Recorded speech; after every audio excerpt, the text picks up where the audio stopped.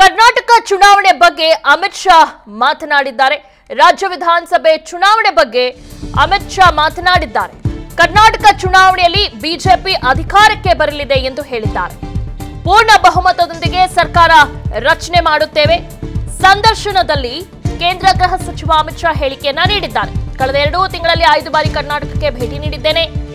ಕರ್ನಾಟಕ ಜನತೆಯ ನಾಡಿ ಬಿಡುತ್ತ ನನಗೆ ಗೊತ್ತಾಗಿದೆ। ಕರ್ನಾಟಕದ ಜನತೆ ಪ್ರಧಾನಿ ಮೋದಿಗೆ ಬೆಂಬಲವನ್ನ ನೀಡುತ್ತಾರೆ। ಸಂದರ್ಶನದಲ್ಲಿ ಕೇಂದ್ರ ಗೃಹ ಸಚಿವ ಅಮಿತ್ ಶಾ ಹೇಳಿಕೆಯನ್ನ ನೀಡಿದ್ದಾರೆ।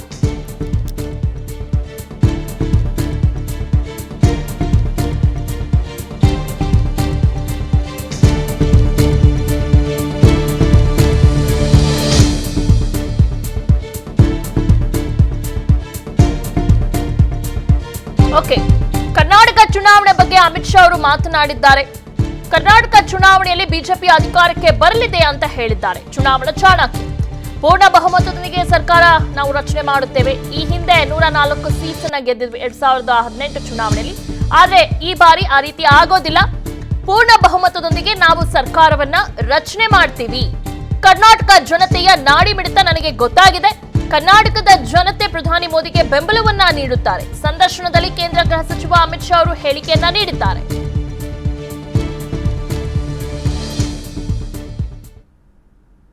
सिद्धरामैया जी और डीके शिव कुमार कह रहे हैं कि आप अमित शाह जी और मोदी जितनी बार भी आए, कर्नाटका के लोगों ने तय कर लिया है कि बीजेपी की सरकार नहीं आएगी इस बार। चलिए, वो तो ऐसा ही कहेंगे, हमारे लिए अच्छा नहीं कहेंगे क्योंकि हमारे सामने वो चुनाव लड़ रहे हैं। मगर कर्नाटक के अंदर पूर्ण बहुमत की भारतीय जनता पार्टी की सरकार बनने जा रही है। मैं कर्नाटक 4 बार गया हूं विगत 2 महीने, 5 बार गया हूं विगत 2 महीनों में। मैं आपको बताता हूं, मैंने जनता की पल्स देखी है, नरेंद्र मोदी जी की लोकप्रियता देखी है। वहां पर बहुत बड़ा मैंडेट भारतीय जनता पार्टी को मिलने जा रहा है। तटीय और दक्षिण कर्नाटका में तो होल्ड था ही बीजेपी का, लेकिन आप मानते हैं कि बाकी इलाकों में भी? नहीं, उत्तर कर्नाटक और हैदराबाद कर्नाटक में भी मैं जाकर आया हूं। जी जी। और मैंने शुरुआत तो मांड्या से करी है। मांड्या में इतनी बड़ी रैली भारतीय जनता पार्टी की कभी नहीं हुई। तो मांड्या की जनता भी अब परिवारवादी पार्टियों से खिसक कर भारतीय जनता पार्टी के डेवलपमेंट के पॉलिटिक्स को एक्सेप्ट करती है। मैं मानता हूं बहुत शुभ चिन्ह है कर्नाटक की राजनीति के लिए। सिद्धरामैया जी और डीके शिव कुमार कह रहे हैं कि आप अमित शाह जी और मोदी जितनी बार भी आए कर्नाटक। ಓಕೆ, ಎಲ್ಲಾದ್ರ ಬಗ್ಗೆ ಡೀಟೇಲ್ಸ್ ನೀಡ್ತಾರೆ ನಮ್ಮ political bureau head Maruti Pavagada. S Maruti, Amit Shah ಅವರು ಒಂದು ಇಂಟರ್ವ್ಯೂನಲ್ಲಿ ಹೇಳಿದ್ದಾರೆ ಪೂರ್ಣ ಬಹುಮತದೊಂದಿಗೆ ನಾವು ಗೆಲ್ತೀವಿ ಈ ಬಾರಿ ಚುನಾವಣೆಯನ್ನ ಅಂತ। 2018 ಚುನಾವಣೆಯಲ್ಲಿ ಬಹುಮತದೊಂದಿಗೆ ಅವ್ರು ಗೆಲ್ಲಿಲ್ಲ। ಸೊ ಈ ಬಾರಿ ಅವರ ಒಂದು ಸ್ಟ್ರಾಟಜಿ ಆಗಿರ್ಬೋದು, ಸಾಕಷ್ಟು ಒಂದು ಒಳ್ಳೆ ರೆಸ್ಪಾನ್ಸ್ ಅಂತೂ ಸಿಗ್ತಾ ಇದೆ। ಅದರ ಜೊತೆಗೆ ಸರ್ವೆ ಏನಾದರೂ ಮಾಡಿಸಿದ್ದಾರಾ ಅಮಿತ್ ಶಾ ಅವರು? ಯಾಕಂದ್ರೆ ಇಷ್ಟು ಕಾನ್ಫಿಡೆನ್ಸ್ ಆಗಿ ಅವರು ಹೇಳ್ತಿದ್ದಾರೆ ಅಂದ್ರೆ ಏನಿರ್ಬೋದು ಹಿಂದೆ? ದಿವ್ಯಾ, ಒಂದು ಕಡೆ ರಾಜ್ಯ ಬಿಜೆಪಿ, ಮತ್ತೊಂದು ಕಡೆ ರಾಷ್ಟ್ರೀಯ ಬಿಜೆಪಿ ಪ್ರತಿ 2 ತಿಂಗಳಿಗೊಮ್ಮೆ ರಾಜ್ಯಾದ್ಯಂತ 224 ವಿಧಾನಸಭಾ ಕ್ಷೇತ್ರದಲ್ಲೂ ಯಾವ ರೀತಿಯಾಗಿ ಟ್ರೆಂಡ್ ಇದೆ, ಎಲ್ಲಿ ಬಿಜೆಪಿ ಗೆಲ್ಲುತ್ತೆ, ಎಲ್ಲಿ ಕಾಂಗ್ರೆಸ್ಗೆ ಪ್ಲಸ್ ಪಾಯಿಂಟ್ ಇದೆ, ಈ ವಿಚಾರಗಳ ಬಗ್ಗೆ ಸುದೀರ್ಘವಾಗಿ ಪ್ರತಿ 2 ತಿಂಗಳಿಗೊಮ್ಮೆ ರಿಪೋರ್ಟನ್ನು ತೆಗೆದುಕೊಳ್ತಾ ಇದ್ದಾರೆ। ಅದರಲ್ಲಿ ಅಮಿತ್ ಶಾ ಅವರ ಟೀಮೇ ರಾಜ್ಯಕ್ಕೆ ಆಗಮಿಸಿರುವಂಥದ್ದು। ಸೆಪ್ಟೆಂಬರಲ್ಲಿ ಆಗಮಿಸಿದಂಥ ಒಂದು ಟೀಮು ಪ್ರತಿ 2 ತಿಂಗಳಿಗೊಮ್ಮೆ ಇಂತಹ ಒಂದು ಸರ್ವೆಯನ್ನು ಮಾಡ್ತಾ ಇದೆ। ಆ ಒಂದು ಸರ್ವೆಯ ಅಂಕಿಅಂಶಗಳನ್ನು ಇಟ್ಕೊಂಡೇ ಅಮಿತ್ ಶಾ ಮತ್ತು ನರೇಂದ್ರ ಮೋದಿ ಅವರು ಹೆಚ್ಚು ರಾಜ್ಯಕ್ಕೆ ಬರಬೇಕು ಅನ್ನುವಂತಹ ಒಂದು ನಿರ್ಧಾರಕ್ಕೆ ಬಂದಿರುವಂಥದ್ದು।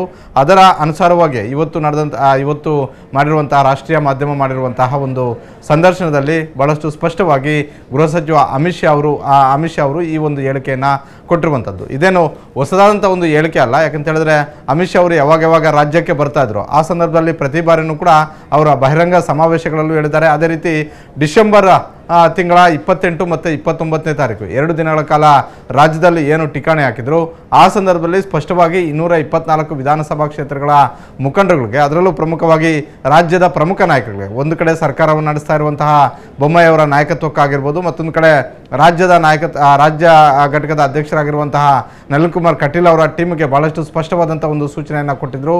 ಕಳೆದ 2018 ವಿಧಾನಸಭಾ ಚುನಾವಣೆಯಲ್ಲಿ ಬಿಜೆಪಿ ಯಾವ ಕಾರಣಕ್ಕೋಸ್ಕರ 104 ಸ್ಥಾನಗಳಷ್ಟೇ ಗಳಿಸೋದಕ್ಕೆ ಸಾಧ್ಯವಾಯಿತು, ಈಗ ಅದನ್ನ 115ರ ಗಡಿ ಯಾವ ರೀತಿಯಾಗಿ ದಾಟಬೇಕು, ಏನೆಲ್ಲ 2018ರ ವಿಧಾನಸಭಾ ಚುನಾವಣೆಯ ಸಂದರ್ಭದಲ್ಲಿ ನಾವು ತಪ್ಪುಗಳನ್ನು ಮಾಡ್ಕೊಂಡಿದ್ವೋ ಆ ತಪ್ಪುಗಳನ್ನು ಸರಿಪಡಿಸ್ಕೊಂಡು ಈಗ 2023 ವಿಧಾನಸಭಾ ಚುನಾವಣೆಯಲ್ಲಿ 115ರ ಗಡಿ ದಾಟೋದು ಯಾವ ರೀತಿಯಾಗಿ ಅನ್ನುವಂಥ ಒಂದು ಚರ್ಚೆಯನ್ನು ಮಾಡಿದ್ರು. ಅದಾದ ಬಳಿಕ ಒಂದಷ್ಟು ಟಾಸ್ಕ್ಗಳನ್ನು ಸರ್ಕಾರಕ್ಕೂ ಕೊಟ್ಟೋಗಿದ್ರು, ಸರ್ಕಾರದ ನಾಯಕತ್ವಕ್ಕೆ ಕೊಟ್ಟಿದ್ರು, ಮತ್ತೊಂದು ಕಡೆ ಪಕ್ಷದ ನಾಯಕತ್ವಕ್ಕೂ ಕೂಡ ಕೊಟ್ಟಿದ್ರು.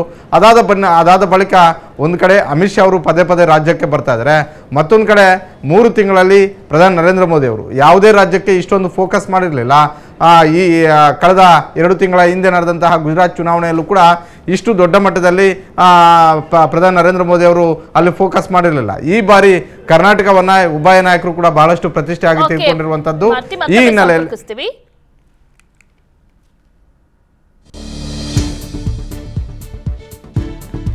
ಕುಟುಂಬ ರಾಜಕಾರಣದ ವಿರುದ್ಧ ಅಮಿತ್ ಶಾ ಮಾತನಾಡಿದ್ದಾರೆ. ಮಂಡ್ಯ ಜಿಲ್ಲೆಯ ಜನತೆ ಬಿಜೆಪಿಗೆ ಬೆಂಬಲ ನೀಡುತ್ತಾರೆ, ಮಂಡ್ಯ ಜನತೆ ಕುಟುಂಬ ರಾಜಕಾರಣ ದೂರ ಮಾಡುತ್ತಾರೆ.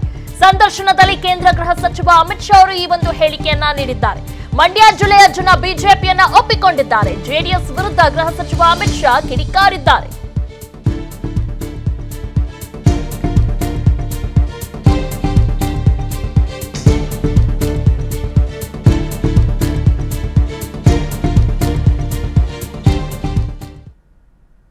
जेडीएस जो है वो भी कह रही है कि हम पर परिवारवाद का आरोप लगाते हैं अमित शाह जी, लेकिन उनके पार्टी में भी तो इतने सारे लोग हैं जो second generation, third generation politicians हैं. देखिए, सेकंड जनरेशन, थर्ड जनरेशन में जो काम करते हैं ऐसे लोग मेरी पार्टी में भी है जी. मगर मेरी पार्टी में ऐसा नहीं है कि पार्टी का अध्यक्ष उसके बाद उसी के परिवार का व्यक्ति अध्यक्ष बनेगा या तो पूरा का पूरा परिवार एमपी या एमएलए बन जाएगा. ये किस प्रकार की कंपैरिजन है? पूरी डेमोक्रेटिक सिस्टम को आपने समाप्त कर दिया है. इस प्रकार के आंख में धूल झोंकने वाले बचाव जनता के सामने रखकर आप परिवारवाद को छुपा. ಇನ್ನು ಎಲ್ಲಾದ್ರ ಬಗ್ಗೆ ಇನ್ನಷ್ಟು ಡೀಟೇಲ್ಸ್ ನೀಡ್ತಾರೆ ನಮ್ಮ ಪ್ರತಿನಿಧಿ ಮಾರುತಿ. ಹೌದು, ಈ ಹಿಂದೆ ನಾವು ಮಂಡ್ಯ ಅಂದ್ರೆ ಜೆಡಿಎಸ್ ಭದ್ರಕೋಟೆ ಆಗಿತ್ತು. ಆದ್ರೆ ಲೋಕಸಭಾ ಚುನಾವಣೆ ಫಲಿತಾಂಶದ ನಂತರ ಮತ್ತು ಉಪಚುನಾವಣೆಯ ನಂತರ ಅದು ಸಂಪೂರ್ಣವಾಗಿ ಬದಲಾಗಿದೆ. ಇವತ್ತು ಅಮಿತ್ ಶಾ ಅವರು ಕೂಡ ಅದನ್ನೇ ಹೇಳ್ತಿದ್ದಾರೆ. ಹಾಗಿದ್ರೆ ಮಂಡ್ಯದಲ್ಲಿ ಯಾವ ರೀತಿ ಟಾಕ್ ಇದೆ? ಹಾಗಿದ್ರೆ ಅಮಿತ್ ಶಾ ಅವರು ಹೇಳ್ತಿರೋದು ನಿಜಾನಾ? ಬಿಜೆಪಿನ ಒಪ್ಪಿಕೊಂಡಿದ್ದಾರೆ ಅಷ್ಟು ಬೇಗ ಮಂಡ್ಯ ಜನತೆ?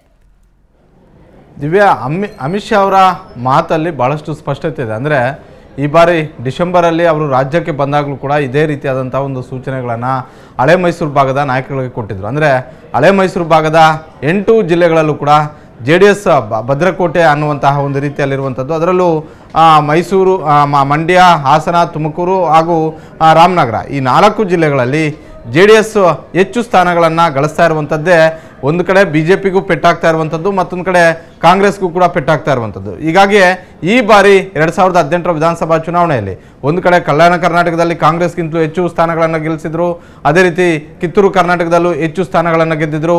ಮಧ್ಯ ಕರ್ನಾಟಕ ನಾವೇನು ಹಾವೇರಿ, ದಾವಣಗೆರೆ, ಚಿತ್ರದುರ್ಗ ಈ 3 ಜಿಲ್ಲೆಗಳನ್ನು ಮಧ್ಯ ಕರ್ನಾಟಕ ಅಂತ ಪರಿಗಣಿಸ್ತೀವಿ. ಈ 3 ಜಿಲ್ಲೆಗಳಲ್ಲೂ ಕೂಡ ಬಿಜೆಪಿ ಹೆಚ್ಚು ಸ್ಥಾನಗಳನ್ನು ಗೆದ್ದಿತ್ತು. ಕರಾವಳಿಯಲ್ಲಿ ಸ್ವೀಪ್ ಮಾಡಿತ್ತು, ಆದರೆ ಅಧಿಕಾರ ಇಡುವಷ್ಟು ಸ್ಥಾನಗಳನ್ನು ಗೆಲ್ಲೋದ್ರಲ್ಲಿ ವಿಫಲವಾಗಿತ್ತು. ಕಾರಣ ಇಷ್ಟೇ, ಹಳೆ ಮೈಸೂರು ಭಾಗದ ಕೋಲಾರ, ಚಿಕ್ಕಬಳ್ಳಾಪುರ, ಮಂಡ್ಯ, ರಾಮನಗರ, ಮೈಸೂರು ಮತ್ತು ಹಾಸನ, ತುಮಕೂರು ಈ ಜಿಲ್ಲೆಗಳಲ್ಲಿ ಬಿಜೆಪಿ ಹೆಚ್ಚು ಸ್ಥಾನಗಳನ್ನು ಗೆಲ್ಲದೇ ಇರುವಂಥದ್ದೇ ಅವತ್ತು ಕೇವಲ 104 ಸ್ಥಾನಗಳಿಗೆ ಸೀಮಿತ ಆಗೋದಕ್ಕೆ ಕಾರಣ ಆಗಿತ್ತು. ಈ ಹಿನ್ನೆಲೆಯಲ್ಲಿ ಅಮಿತ್ ಶಾ ಅವರು ಪ್ರತಿ ಬಾರಿ ರಾಜ್ಯಕ್ಕೆ ಬಂದಾಗಲೂ ಕೂಡ ಹಳೆ ಮೈಸೂರು ಭಾಗದ, ಅದರಲ್ಲೂ ಪ್ರಮುಖವಾಗಿ ಮಂಡ್ಯ, ಮೈಸೂರು, ಹಾಸನ, ತುಮಕೂರು ಮತ್ತು ರಾಮನಗರ ಈ ಜಿಲ್ಲೆಗಳನ್ನು ಕಾನ್ಸಂಟ್ರೇಟ್ ಮಾಡಿ ಈ ಬಾರಿ ವಿಧಾನಸಭಾ ಚುನಾವಣೆಗೆ ಪ್ರಬಲ ಅಭ್ಯರ್ಥಿಗಳನ್ನು ಕಣಕ್ಕಿಳಿಸಬೇಕು ಅನ್ನುವಂಥದ್ದು ಪ್ರತಿ ಬಾರಿನೂ ಕೂಡ ಕಳೆದ 4-5 ಚುನಾವಣೆಗಳನ್ನು ನೋಡಿದ್ದಾದರೆ ಬಿಜೆಪಿ ರಾಜ್ಯದಲ್ಲಿ ಒಂದೊಂದು ಕ್ಷೇತ್ರದಲ್ಲೂ ಕೂಡ ತಮ್ಮ ಪರ್ಫಾರ್ಮೆನ್ಸ್ ಪ್ರತಿ ಚುನಾವಣೆಗೂ ಜಾಸ್ತಿ ಆಗ್ತಲೇ ಹೋಗಿದೆ. ಆದರೆ ಹಳೆ ಮೈಸೂರು ಭಾಗದಲ್ಲಿ ಆ ಪರ್ಫಾರ್ಮೆನ್ಸ್ ಇವತ್ತಿಗೂ ಕೂಡ ಇಲ್ಲ ಅನ್ನುವಂಥ ಒಂದು ಕುರುಗು ರಾಜ್ಯ ಮಟ್ಟದ ನಾಯಕರಿಗೂ ಇದೆ, ಅದೇ ರೀತಿ ರಾಷ್ಟ್ರ ಮಟ್ಟದ ನಾಯಕರಿಗೂ ಇದೆ. ಈ ಹಿನ್ನೆಲೆಯಲ್ಲೇ ಟಾರ್ಗೆಟ್ 30 ಅನ್ನುವಂತಹ ಒಂದು ರೀತಿಯಲ್ಲಿ ಈ ಬಾರಿ ಅಮಿತ್ ಶಾ ಅವರು ಟಾಸ್ಕ್ ಅನ್ನ ಹಳೆ ಮೈಸೂರು ಭಾಗದಲ್ಲಿ ಕೊಟ್ಟಿದ್ದು. ಹೀಗಾಗಿ ಇದನ್ನ ಸಹಜವಾಗಿ ಇವತ್ತು ರಾಷ್ಟ್ರೀಯ ಮಾಧ್ಯಮ ಮಾಡಿದಂತಹ ಒಂದು ಸಂದರ್ಶನದಲ್ಲೂ ಕೂಡ ಹೇಳಿರುವಂತದ್ದು, ಹಳೆ ಮೈಸೂರು ಭಾಗದಲ್ಲಿ ಈಗ ಜಾತಿ ರಾಜಕಾರಣ ಆಗಿರ್ಬೋದು, ಕುಟುಂಬ ರಾಜಕಾರಣವನ್ನ ಜನ ಒಪ್ತಾ ಇಲ್ಲ, ಅದನ್ನ ಪರೋಕ್ಷವಾಗಿ JDSಗೆ ಹೇಳಿರುವಂತಹ ಒಂದು ರೀತಿಯಲ್ಲಿದೆ. ಈ ಹಿಂದೆ ಬಂದಾಗಲೂ ಕೂಡ ಮಂಡ್ಯದಲ್ಲಿ ಬೃಹತ್ ಸಮಾವೇಶ ಮಾಡಿದಾಗಲೂ ನೇರವಾಗಿ ಮಾಜಿ ಪ್ರಧಾನಿ ದೇವೇಗೌಡರು ಹಾಗೂ ಮಾಜಿ ಮುಖ್ಯಮಂತ್ರಿ ಕುಮಾರಸ್ವಾಮಿ ಅವರನ್ನ ಟಾರ್ಗೆಟ್ ಮಾಡಿ ಮಾತಾಡಿದ್ರು. ಅದನ್ನು ಮುಂದುವರೆದ ಭಾಗವಾಗಿ ಇವತ್ತು ಸಂದರ್ಶನದಲ್ಲೂ ಕೂಡ ಅದೇ ವಿಚಾರವನ್ನು ಪ್ರಸ್ತಾಪ ಮಾಡಿರುವಂಥದ್ದು. ಕುಟುಂಬ ರಾಜಕಾರಣಕ್ಕೆ ಬಿಜೆಪಿಯಲ್ಲಿ ಅವಕಾಶ ಇಲ್ಲ, ಜೊತೆಗೆ ಜನರು ಕೂಡ ಇದನ್ನು ತಿರಸ್ಕಾರ ಮಾಡ್ತಾರೆ. ಹಳೆ ಮೈಸೂರು ಭಾಗದಲ್ಲೂ ಕೂಡ ಈ ಬಾರಿ ಬಿಜೆಪಿ ಗೆಲ್ಲುತ್ತೆ, ಮಂಡ್ಯದಲ್ಲೂ ಕೂಡ ಬಿಜೆಪಿ ಗೆಲ್ಲುತ್ತೆ ಅನ್ನುವಂತಹ ಒಂದು ಮಾತುಗಳನ್ನು ಹೇಳಿದ್ದಾರೆ. ಅದೇನೇ ಇರಲಿ, ರಾಜ್ಯದ ಮಟ್ಟಿಗೆ ನಾವು ಎಲೆಕ್ಷನ್ ವಾತಾವರಣ ನೋಡಿದ್ದೇ ಆದರೆ ಈ ಬಾರಿ ಹಳೆ ಮೈಸೂರು ಭಾಗದಲ್ಲಿ ಬಿಜೆಪಿ ಒಂದಷ್ಟು ಸಂಘಟನಾತ್ಮಕವಾಗಿ ಚುರುಕುಗೊಂಡಿದೆ. ಹಾಗಂದ ಮಾತ್ರಕ್ಕೆ JDS ಅಷ್ಟು ಬೆಳೆದಿಲ್ಲ, ಕಾಂಗ್ರೆಸ್ ಅಷ್ಟು ಬೆಳೆದಿಲ್ಲ, ಇನ್ನೂ 3ನೇ ಸ್ಥಾನದಲ್ಲೇ ಇದ್ದಾರೆ. ಇನ್ನೂ ಒಂದಷ್ಟು ಸ್ಪೀಡಾಗಿ ಓಡಿದ್ರೆ ಮಾತ್ರ ಅದು ಗೆಲುವಾಗಿ ಪರಿವರ್ತನೆ ಆಗ್ಬೋದು. ದಿವ್ಯಾ, ಧನ್ಯವಾದಗಳು ಮಾತಿ ತಮ್ಮೆಲ್ಲ ಮಾಹಿತಿಗಾಗಿ. ಉದ್ಯಮಿ ಗೌತಮ್ ಅದಾನಿ ಬಗ್ಗೆ ಅಮಿತ್ ಶಾ ಮಾತನಾಡಿದ್ದಾರೆ. ಅದಾನಿ ವಿಚಾರದಲ್ಲಿ ಮರೆಮಾಚುವುದು ಏನೂ ಇಲ್ಲ, ನಾವು ಯಾವುದೇ ವಿಚಾರವನ್ನ ಮರೆಮಾಚುತ್ತಿಲ್ಲ, ಕಾಂಗ್ರೆಸ್ನವರು ಇಲ್ಲಸಲ್ಲದ ಆರೋಪವನ್ನ ಮಾಡುತ್ತಿದ್ದಾರೆ ಅಂತ ಕೇಂದ್ರ ಗೃಹ ಸಚಿವ ಅಮಿತ್ ಶಾ ಅವರು ಹೇಳಿಕೆಯನ್ನ ನೀಡಿದ್ದಾರೆ.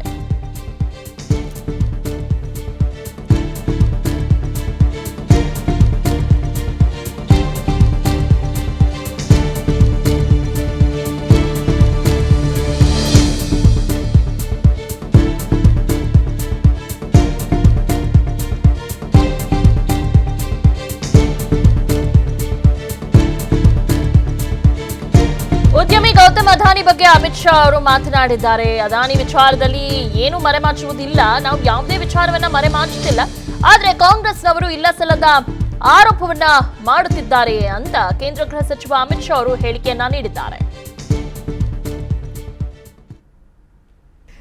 सर, जहां पर आप ऑपोजिशन की पार्टीज पर परिवारवाद का आरोप लगाते हैं, वहीं कांग्रेस जो है अब आप पर, आपकी पार्टी पर, आप पर नहीं, आपकी पार्टी पर मित्रता का आरोप लगा रही है कि मित्र, बीजेपी के जो मित्र हैं अडानी जी के बारे में कहा जाता है कि उनको सभी कॉन्ट्रैक्ट्स मिल रहे हैं और बीजेपी जो है उनका जो डिफेंस है वो इतना नहीं है, इतना स्ट्रांग नहीं है.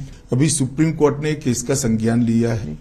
देश की कैबिनेट के सदस्य नाते जब सुप्रीम कोर्ट ने किसी मैटर को सीज किया हो, उस वक्त मेरे लिए बोलना ठीक नहीं होगा, परंतु इसमें बीजेपी के लिए कुछ छुपाने को नहीं है और ना किसी बात से डरने की जरूरत है. जी, निर्मला जी ने भी कहा था संसद में कि हमें कांग्रेस से करप्शन के बारे में सीखने की जरूरत नहीं है, कि मतलब वो हमको जो पाठ पढ़ाने की कोशिश कर रहे हैं, हमको आपसे सीखने की जरूरत नहीं है, ये उन्होंने संसद में कहा था. लेकिन राहुल गांधी जी की पूरी स्पीच जो है सिर्फ अदानी अदानी अदानी पर था. अब वो तो उनको क्या स्पीच देनी, उनको सोचना चाहिए. इनकी जो स्क्रिप्ट लिखते हैं इन लोगों को सोचना चाहिए. इसमें मैं कुछ नहीं कर सकती. विस्तारा न्यूज, निखर जनपರ.